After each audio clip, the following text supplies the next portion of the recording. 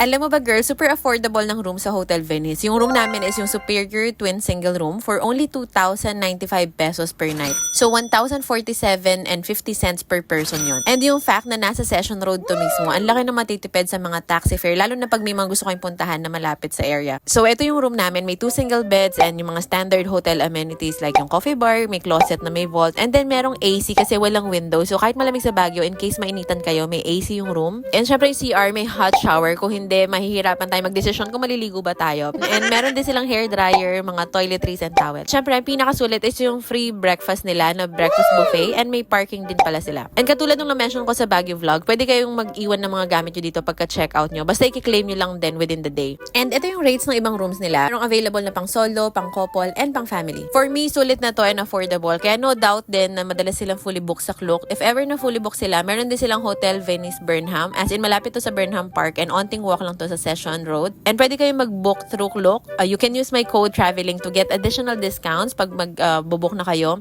Pwede yan sa mga hotels and even activities. Actually, madami ding ibang available na hotel na malapit sa Session Road. So, check nyo na lang sa Klook. So, if napanood mo to, baka ito na yung sign na lumabas kayo sa GC nyo. So, i-mention mo na sa comments yung mga gusto mo makasama sa Baguio. If gusto mo mapanood yung Baguio vlog ko, nasa Baguio playlist yan. And next video, papakita ko naman yung details ng The Ledge Baguio. So, don't forget to follow me for more travel, food, and healing stories.